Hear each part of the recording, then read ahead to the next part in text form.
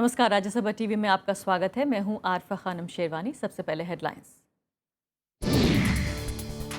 दाल पर वित्त मंत्री अरुण जेटली ने बुलाई बैठक। कीमतें कम करने के उपायों पर चर्चा। 2 दिन में 35,000 टन से ज्यादा दाल जब्त।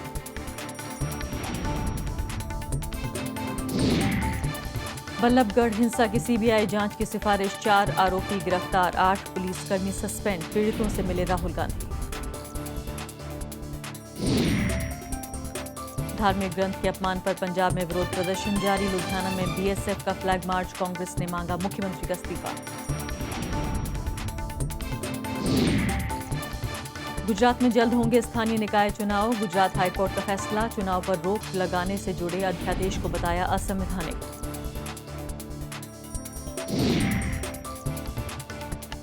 औद्योगिक श्रमिकों को केंद्र का दिवाली तोहफा। अब 3.5 की जगह 7,000 मिलेगा बोनस। कारोबारी विवादों के तुरंत निपटारे के लिए 2 अध्यादेशों को कैबिनेट की मंजूरी।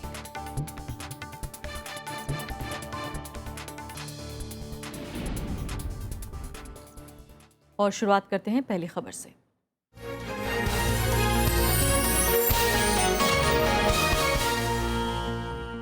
हरियाणा में 2 दलित बच्चों को जिंदा जलाने की घटना की सीबीआई जांच होगी। मुख्यमंत्री मनोहर लाल खट्टर ने केंद्र सरकार से इसकी सिफारिश की है। वहीं केंद्रीय मंत्री कृष्णपाल गुर्जर ने आज बल्लभगढ़ के सुनपेड़ गांव में पीड़ित परिवार से मुलाकात के बाद ये ऐलान किया।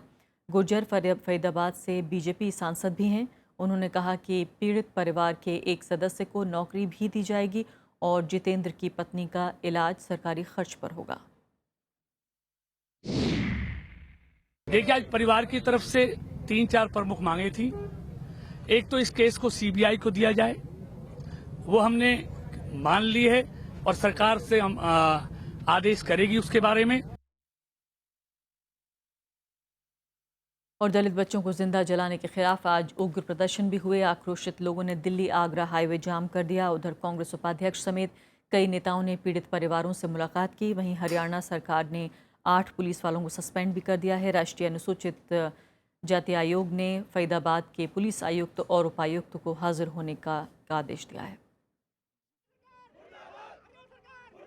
बल्लभगढ़ के सुनपेड़ गांव में 2 दलित बच्चों को जलाकर मारने का विरोध तेज होता जा रहा है। गुस्साए लोगों ने बुधवार को दिल्ली आगरा हाईवे जाम कर दिया, जिसे खत्म कराने के लिए पुलिस ने लाठीचार्ज किया। वहीं कांग्रेस उपाध्यक्ष राहुल गांधी ने पहले प्रदर्शनकारियों और फिर सुनपेड़ गांव जाकर पीड़ित परिवार से मुलाकात की। पीड़ितों से मिलने वालों में सीपीएम नेता वृंदा करात, हरियाणा जनहित कांग्रेस के अध्यक्ष कुलदीप बिश्नोई और आम आदमी पार्टी के नेता भी शामिल थे। केंद्रीय मंत्री रामविलास पासवान ने भी इसे हरियाणा की बीजेपी सरकार की विफलता बताया। This is an attitude.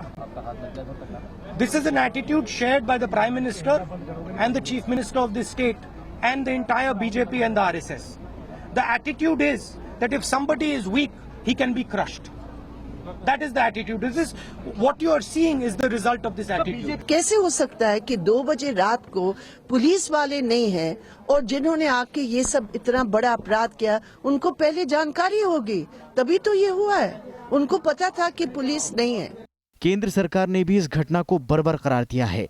केंद्रीय गृह मंत्री राजनाथ सिंह ने कहा कि ऐसी घटनाओं पर राजनीति नहीं होनी चाहिए। जो कुछ भी इस प्रकार की घटनाएं हो रही हैं बहुत ही दुर्भाग्यपूर्ण है, बहुत ही निंदनीय है, नहीं होनी चाहिए। और संबंधित राज्य के मुख्यमंत्री से हमारी बातचीत हुई है। वहीं मृतक बच्चों के पिता जितेंद्र ने पुलिस पर लापरवाही का आरोप लगाते हुए कहा कि कई बार शिकायतें करने के बावजूद उन्हें मदद नहीं मिली। मैं तो नहीं गया था, मेरे अंकल गए थे। वहाँ पे उन्होंने कह दिया जाओ, उनके 3 मर गए, जब तुम्हारे मर जाए जब आना यहाँ पे। उधर हरियाणा पुलिस ने जांच तेज कर दी है। वारदात वाली रात पीड़ित परिवार की सुरक्षा से गायब रहने वाले पुलिसकर्मियों और एसएचओ को सस्पेंड कर दिया गया है। अब तक 4 आरोपियों को गिरफ्तार किया गया है। वारदात की जांच एसआईटी को सौंप दी गई है। ये स्पेशल इन्वेस्टिगेशन टीम सारे मुद्दों पर देखेगी, तफ्तीश करेगी और तफ्तीश करके जो सच्ची कार्रवाई होगी उस कार्रवाई को जल्दी से जल्दी अंजाम देगी। रोंगटे खड़ी कर देने वाली ये वारदात सोमवार रात हुई थी।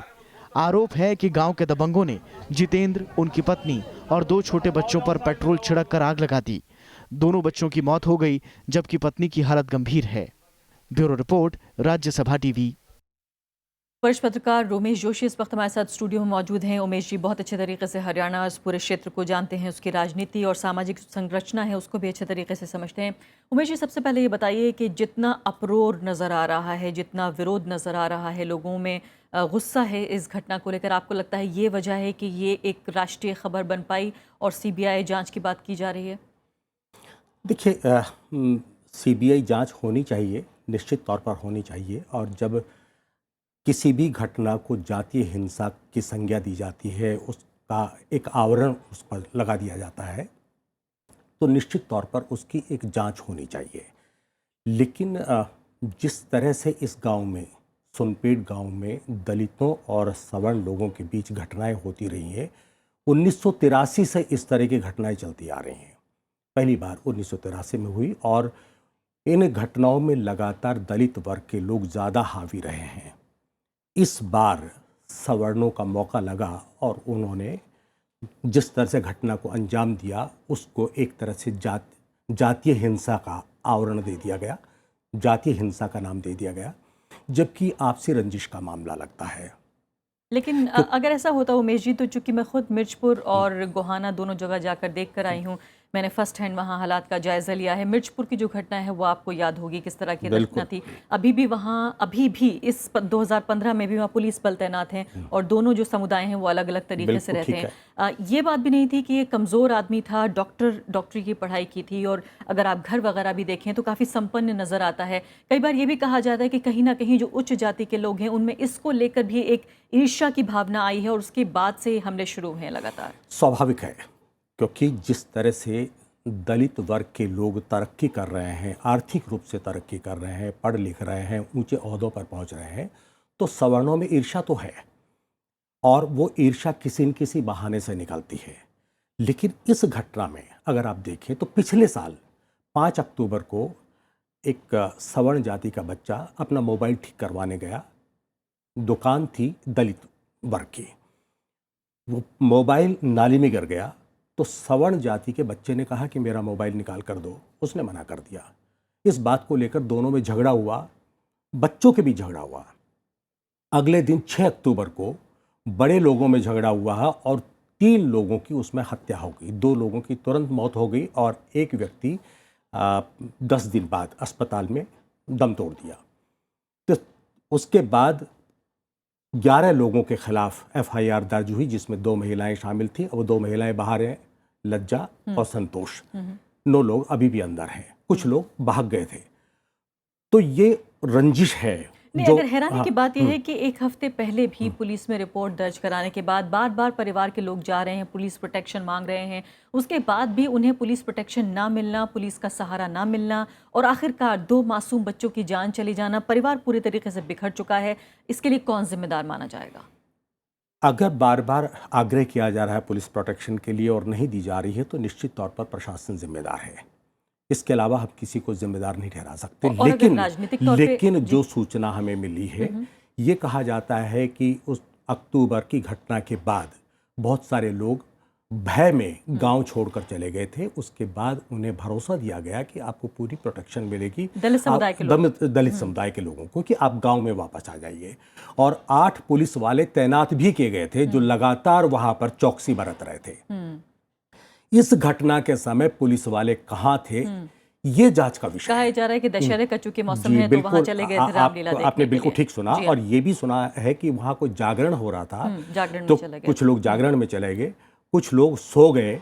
और ये लापरवाही का मामला है कि देखिए, राज्य में बीजेपी की सरकार है, जो सांसद हैं वो बीजेपी के हैं, केंद्र में बीजेपी की सरकार है। क्या आपको नहीं लगता कि इस तरह के पूरे जो संरचना नजर आ रही है राजनीतिक, उसमें पूरी तरीके से एक खास पॉलिटिकल पार्टी पे इस बात का दबाव होगा कि अब काम करके दिखाइए, कार्रवाई करके दिखाइए? मैं ये मानता हूं कि पूरी तरह से ये नहीं कहना चाहिए कि केंद्र में बीजेपी की सरकार और हरियाणा में बीजेपी की सरकार और उस वजह से बीजेपी जिम्मेदार है। ऐसा मानना उचित नहीं है, क्योंकि ये घटनाएं पहले भी होती रही हैं। आपको ध्यान होगा, अभी आपने थोड़ी देर पहले जिक्र किया, गोहाना कांड का जिक्र किया। इसके अलावा उससे पहले बगाना कांड के बारे में भी हम जिक्र कर सकते हैं। मिर्चपुर कांड का आपने जिक्र किया। मिर्चपुर में तो बहुत ही नृशंस हत्या की थी एक हैंडीकैप लड़की। लेकिन बीजेपी की सरकार बदलाव के साथ आई थी कि सब कुछ बदल जाएगा। अगर पुराना कांग्रेस वाला ही हाल होना था तो लोगों ने तो वोट तो बदलाव के लिए किया था। नहीं, देखिए, हिंसा कभी रुकी नहीं है। कोई सरकार आए, आप पिछला इतिहास उठाकर देख लीजिए, कोई सरकार ऐसी नहीं है जो ये कहे कि साहब हमने अपने राज्य में।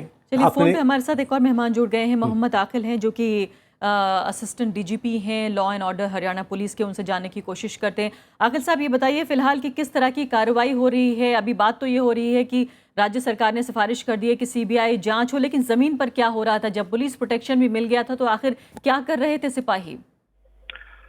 मैं आपको बताना चाहूंगा कि अनफॉर्चुनेट इंसिडेंट जो हुआ, इसके बाद केस रजिस्टर कर दिया गया और इन्वेस्टिगेशन करके अब तक 7 मुलजिमों को गिरफ्तार किया जा चुका है। और इन्वेस्टिगेशन करके अगर टाइम मिलता है, वैसे तो सीबीआई के लिए सिफारिश जो हो जाएगी, जब तक सीबीआई इसको लेती है तब तक तफ्तीश जो पुलिस करेगी उसमें कोशिश करेंगे कि और भी जो तथ्य हैं, जो सच्चाई है, जो ट्रुथ है, वो निकल के आ जाए और ज्यादा से ज्यादा सबूत आ सके। और माहौल कैसा है फिलहाल वहाँ इलाके में? लोगों में डर का माहौल है? ये भी सुना है कि लोग घर छोड़कर भी भाग गए हैं।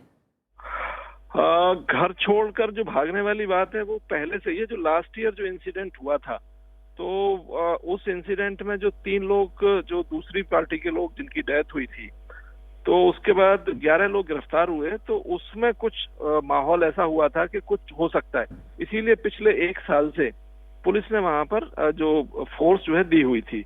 आज भी वहां पर पुलिस फोर्स, रात जो घटना के दिन भी पुलिस फोर्स मौजूद थी और 3 लोग उसमें पुलिस के मौजूद थे। लेकिन वहां एक सत्संग चल रहा था, उस सत्संग के लिए भी मौजूद थे पुलिस। और ऐसा लगता है कि कुछ ज्यादा ही वेल प्लान्ड ये जो एक इंसिडेंट हुआ, जिसमें किसी को पता नहीं लग सका, क्योंकि उस गली में भी लोग आ जा भी रहे थे, थोड़े से गए भी हैं। ये एक बड़ा स्विफ्ट, जिसको कहना चाहिए, क्राइम हुआ। लेकिन अकिल साहब, बहुत ज्यादा आरोप लग रहा है पुलिस के ऊपर लापरवाही का कि अगर लोग जो हैं, आम जनता जो है, आम नागरिक हैं, पुलिस पर विश्वास ना करें कि वो उनकी जान की रक्षा कर पाएगी, तो कैसे होगा फिर? देखिए, इंसिडेंट होते रहते हैं, लेकिन साथ में मैं कहना बताना चाहूंगा कि जहां तक लापरवाही की बात है, तो कहीं ना कहीं कुछ ना कुछ जरूर हुआ है। और अगर लापरवाही नहीं होती तो हम जो पुलिस के जो मुलाजिम हैं उनको सस्पेंड नहीं करते, एक्शन भी लिया गया उनके ऊपर। ठीक है, जो हो सकता है, जितना मैक्सिमम स्ट्रिंजेंट एक्शन है वो लिया गया। जी, बहुत बहुत शुक्रिया आपका अकिल साहब, और साथ ही आपका भी शुक्रिया उमेश जोशी। साफ तौर पर दुर्भाग्यपूर्ण, जाहिर है हर शख्स यही कह रहा है, लेकिन साफ तौर पर बात यह है कि माहौल जिस तरह का बन गया है और जो डिवीज़न है, जो बंटवारा है समाज में, वो जाहिर है हर नई घटना के साथ और ज़्यादा बढ़ रहा है। इससे ज़्यादा दुर्भाग्यपूर्ण और कुछ नहीं हो सकता। दोनों मेहमानों का बहुत बहुत शुक्रिया। पहली खबर में फ़िलहाल अभी के लिए इतना ही, एक छोटा सा ब्रेक।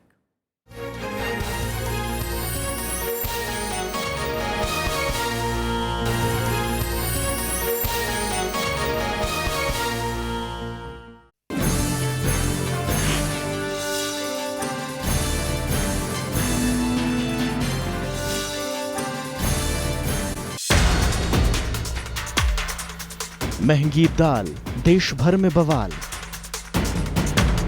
जमाखोरों पर छापेमारी, महाराष्ट्र में कालाबाजारियों पर मकोका लगाने की तैयारी।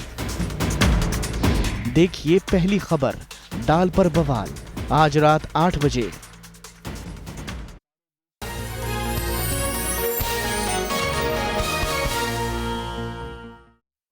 खबरों में आगे बढ़ते हैं। दाल की ऊंची कीमतों से फिलहाल लोगों को राहत मिलती नजर नहीं आ रही है, लेकिन राज्यों में जमाखोरों पर सख्ती बढ़ा दी गई है। बीते 2 दिनों में 10 राज्यों से 35,000 टन से ज्यादा दाल जब्त की गई है। दाल पर सियासत भी जारी है। मौजूदा हालात के लिए कांग्रेस समेत तमाम विपक्षी दल केंद्र सरकार की नीतियों को जिम्मेदार बता रहे हैं। वहीं बीजेपी सरकार का बचाव करती हुई नजर आ रही है। खुदरा बाजार में लोग अरहर की दाल 200 रुपए प्रति किलो खरीदने को मजबूर हैं। इसी का नतीजा है कि अब लोगों का गुस्सा सड़कों पर दिखने लगा है। देश के अलग अलग हिस्सों में लोगों के साथ राजनीतिक दलों के कार्यकर्ता कुछ इस अंदाज में विरोध जाहिर करते दिखे। हालांकि सरकारी तंत्र दाल की कीमतों में अंकुश लगाने के लिए जरूरी कदम उठाने में जुटा हुआ है। जमाखोरों पर सख्ती बरतते हुए राज्यों में छापे मारे जा रहे हैं। महाराष्ट्र के 16 जिलों में 23,340 टन दाल जब्त की गई। इनके अलावा दूसरे राज्यों में भी बड़ी मात्रा में दाल जब्त की गई है। 2,549 टन तेलंगाना में, 2,295 टन मध्य प्रदेश में, 600 टन आंध्र प्रदेश और 360 टन दाल कर्नाटक में जब्त की गई है। महाराष्ट्र सरकार ने दाल की जमाखोरी करने वालों पर मकोका लगाने का फैसला किया है। एक और ऊंची कीमतों की वजह से आम लोगों की थाली से दाल गायब होती जा रही है, वहीं इस पर सियासत का दौर भी जारी है। कांग्रेस ने दाल के मुद्दे पर बीजेपी और केंद्र सरकार पर बिहार चुनाव को देखते हुए राजनीति करने का आरोप लगाया है। माननीय प्रधानमंत्री जी, दाल बिहार से सिर्फ संबंध नहीं रखती, अखिल भारतीय स्तर पे अनेक बीजेपी शासित प्रदेशों में आसमान और अंतरिक्ष छू रही है। बाकी दलों के नेताओं ने भी बढ़ी कीमतों के लिए केंद्र सरकार की नीतियों को जिम्मेदार ठहराया है। दाल का प्रदेश सब चीज न हो गया, दाल के साथ साथ प्याज, लहसुन, मसाला बाजार में देखते हो कोई परचेजर है। केंद्र सरकार और कृषि मंत्रालय और फूड सिविल सप्लाई मंत्रालय के दोनों मंत्री पिछले 2 महीने से पटना में हैं और सारा कामकाज दिल्ली का ठप पड़ा हुआ है मंत्रालयों का। इसके लिए सीधे तौर पर राधा मोहन सिंह और रामविलास पासवान जिम्मेदार। हालांकि बीजेपी ने कम उत्पादन को दाल की बढ़ती कीमतों की वजह बताया है। बीजेपी नेता तय समय पर कदम नहीं उठाने के विपक्ष के आरोपों को निराधार बताने में जुटे हुए हैं। कार्रवाई कर रहे हैं, लेकिन दाल तो एक दिन में उगता नहीं है। जो डिमांड और सप्लाई के बीच में जो गैप बढ़ा है, उसकी वजह से दाल की कीमत बढ़ी। इसको तत्काल प्रभाव से रोकने का पूरा प्रयास हमारी सरकार कर रही है। दिल्ली में केंद्रीय भंडार और सफल के काउंटर पर सस्ती दालें मुहैया कराई जा रही हैं। केंद्र सरकार ने हाल ही में आमद बढ़ाने के लिए और 3,000 टन दाल आयात करने का फैसला किया है। इससे पहले सरकारी कंपनी MMTC 5,000 टन दाल का पहले से ही आयात कर चुकी है। Bureau report, Rajya Sabha TV. जहां दाल की कीमतों पर काबू के लिए केंद्र सरकार हर मुमकिन कोशिश में जुट तो गई है। कैबिनेट की बैठक में दाल की आपूर्ति बढ़ाने के उपायों पर चर्चा भी हुई है। बैठक में राज्य सरकारों की तरफ से जमाखोरी रोकने के लिए उठाए जा रहे कदमों पर भी चर्चा हुई है। उसके बाद शाम में वित्त मंत्री अरुण जेटली ने आला मंत्रियों की बैठक बुलाई। ये बैठक अभी भी जारी है। इसमें कार्य मंत्री वेंकैया नायडू, परिवहन मंत्री नितिन गडकरी और वाणिज्य मंत्री निर्मला सीतारमण भी शामिल हुए हैं। खबरों में आगे बढ़ते हैं। पंजाब में धार्मिक ग्रंथ की बेअदबी का विरोध जारी है। राजधानी चंडीगढ़ और लुधियाना समेत कई जिलों में आज भी प्रदर्शन हुए। वहीं शांति बनाए रखने के लिए लुधियाना में BSF ने फ्लैग मार्च किया। केंद्र सरकार ने 10 अर्धसैनिक बलों की 10 कंपनियां पंजाब भेजी हैं। इन्हें लुधियाना के अलावा अमृतसर, तरनतारण और जालंधर में तैनात किया गया है। मुख्यमंत्री प्रकाश सिंह बादल ने कहा कि इन वारदातों के पीछे देश के भीतर और बाहर की ताकतें लगी हुई हैं। इन्हें जल्द ही बेनकाब किया जाएगा।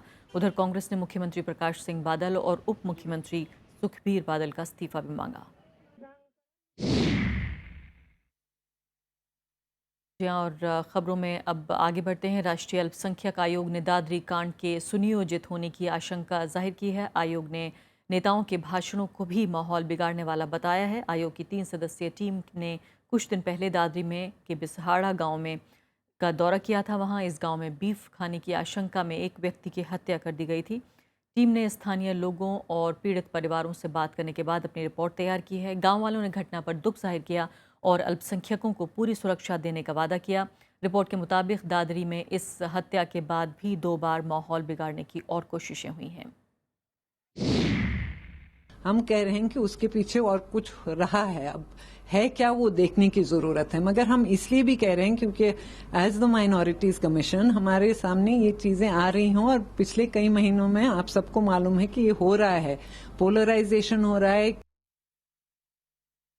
खबरों में आगे बढ़ते हैं। केंद्रीय कैबिनेट ने आज औद्योगिक श्रमिकों के लिए बोनस राशि की सीमा 7,000 रुपये प्रति महीने करने को मंजूरी दे दी है। पहले ये सीमा 3,500 रुपये थी। PTI के मुताबिक कैबिनेट ने इसके लिए बोनस भुगतान अधिनियम 1965 में संशोधन को मंजूरी दी है। संशोधित विधेयक संसद के शीतकालीन सत्र में पेश किया जाएगा। इसमें बोनस पाने के लिए वेतन की सीमा मौजूदा 10,000 प्रति महीना से बढ़ाकर 21,000 रुपये करने का प्रस्ताव है। इसके अलावा कारोबारी विवादों के तेज निपटारे के लिए कैबिनेट ने 2 अध्यादेशों को भी सहमति दे दी है। इसमें सुलह अधिनियम और वाणिज्यिक कोर्ट से जुड़े अध्यादेश शामिल हैं।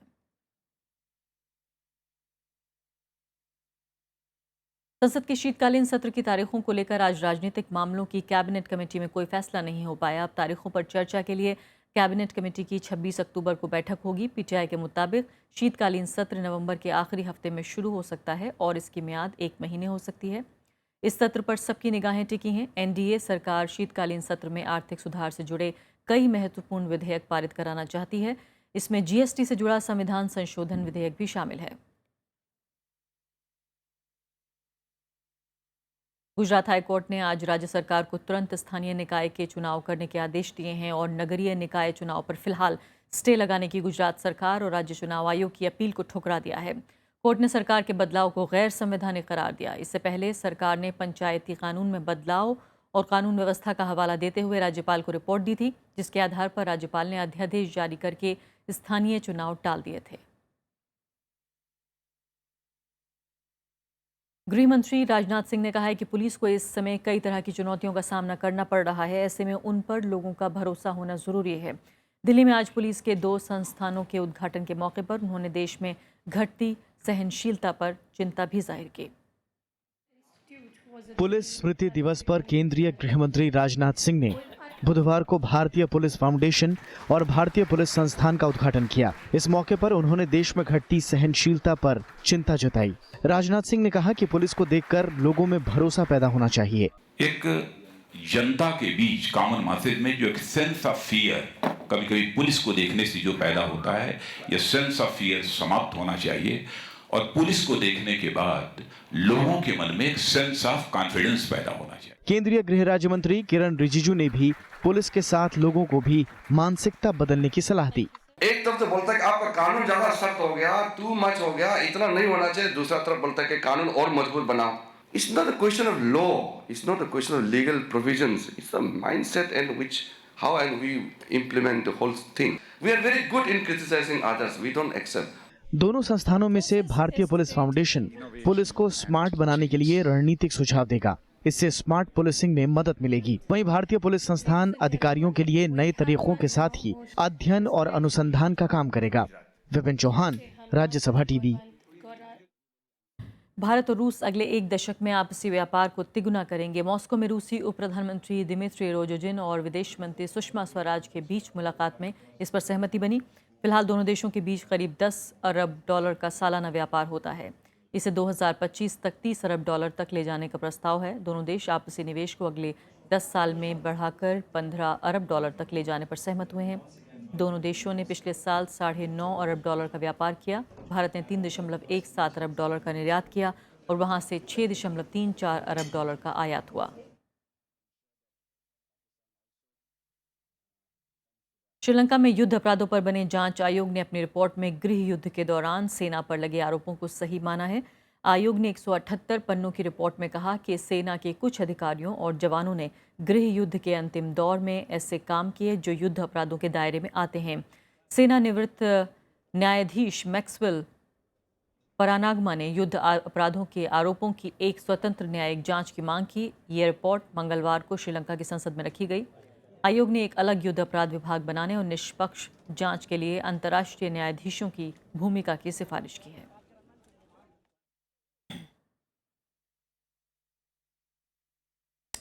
और जाते जाते कुछ नवरात्रि से जुड़ी हुई खबरें। नवरात्रि के आखिरी दिन आज मंदिरों और पूजा पंडालों में श्रद्धालुओं का तांता लगा रहा। भक्त मां दुर्गा की पूजा अर्चना के साथ ही हवन और भंडारे का आयोजन करते नजर आए।